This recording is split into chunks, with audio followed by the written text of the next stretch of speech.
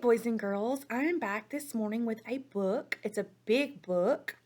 I want to share this book with you, and I want us to do a writing activity when we are finished with the book. This book is called Life in a Tree, and you see an owl on the front of the book. He's looking out of the tree. Let's find out what lives in a tree. A tree has many parts: leaves, branches, trunks, and roots.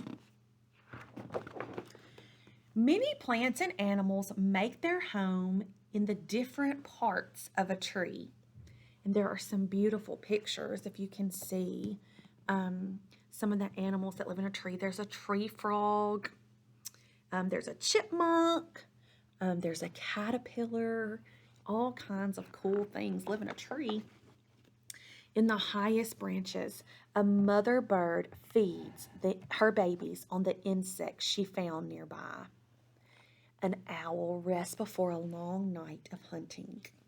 You can see the baby birds with their mouth open. In a nest at the top of a tree, a baby squirrel waits for its mother to return. Nearby, a hungry porcupine eats its favorite foods: the tree buds, twigs, and bark. The woodpecker makes holes in the bark of the tree's trunks, looking to eat the insect that make their home there. A hole in the trunk is a perfect place for bees to make their nest, and a raccoon too. The raccoon is the Tennessee state animal. The rough bark of the lower trunk is a place where vines and fungi sometimes grow. The bottom of the tree is a nice spot for a little animal like this deer mouse to make its nest. The red fox is safe and warm in the home it has dug around the tree's roots. The cicada nymph burrows in the soil around the tree's roots, waiting to become an adult. The earthworm helps to keep soil healthy for trees and other plants. On the ground, a squirrel looks for acorn, and a deer munches on bark and leaves from the branches above. Did you think you would find so much life in a tree?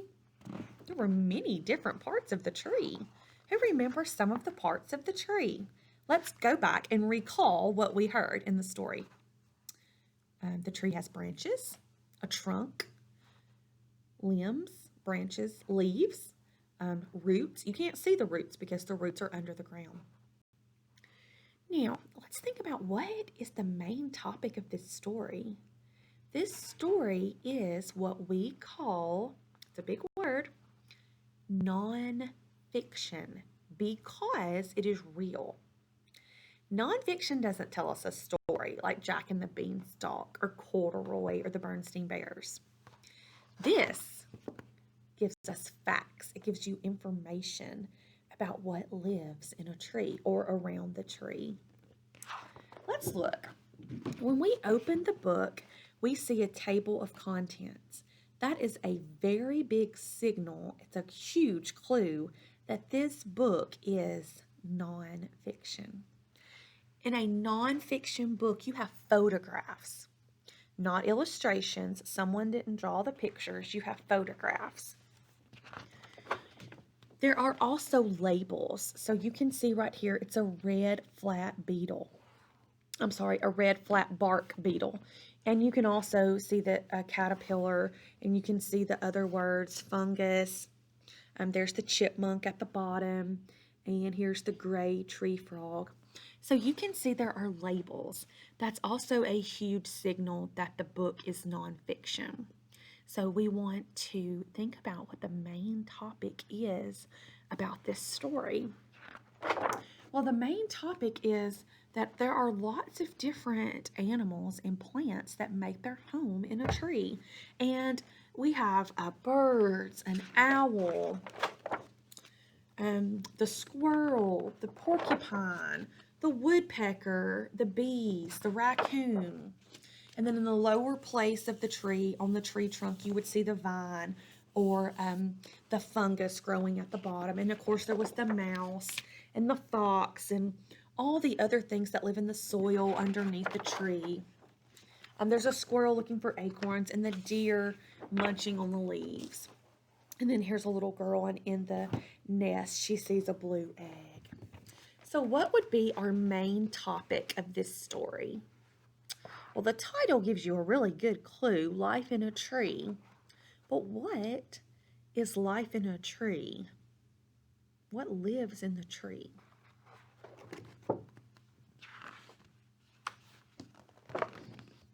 So you would look back and we would think about there are many different plants and animals that make their home in a tree. That would be the main topic. Under the main topic, you would give me details to support the main idea. And the details would be a bee makes their nest in the tree, or a mouse lives in a tree, or a squirrel, or a chipmunk, or an owl. So I want you to get out a piece of paper and a pencil, and I want you to write at least 4 sentences about life in a tree. Now, this is how I want to see your work. There's 2 choices you can use. You can write the story. Your parents can take a picture and send it to me on Seesaw, or you can get a piece of paper and a pencil and you can write it, and when you return your packet, I will get the story that way. So first you want to start with the main topic that always goes at the top of the story. And you want to give me a good idea of what the story was mostly about. That's what the main topic is. And the story was mostly about plants and animals make their home in a tree. Or many different plants and animals make their home in a tree. Then what you want to do is you want to give important information and details that go back and support that topic. So that's when you would use the different animals. Like I said, the owl, the chipmunk, the squirrel, the raccoon, the bees, the bird. Any of those animals that were listed in the text you can use to support your topic. Don't use animals that were not in the text, like a bunny rabbit. Don't use that. It wasn't in the text. Use the evidence you heard in the story to go back and support your main topic. So again, you're going to want to start your sentences with uppercase letters. You're going to want to space your words and use periods. And you want a complete thought. So the main topic would not be many plants and animals. No, you need to finish that thought completely. Many plants and animals make their home in trees. So you want to start with an uppercase letter.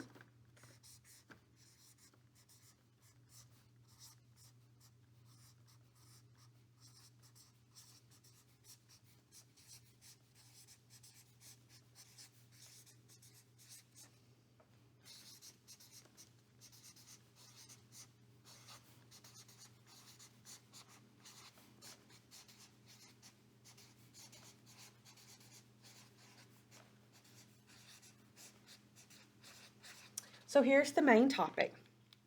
Many different plants and animals make their homes in a tree. Now, I want you to write 3 strong details that support the main idea. And again, I want you to return that to me. So you can either return it in the packet or you can return it. Your parents can take a photo and they can send that to me on Seesaw. Thanks for tuning in.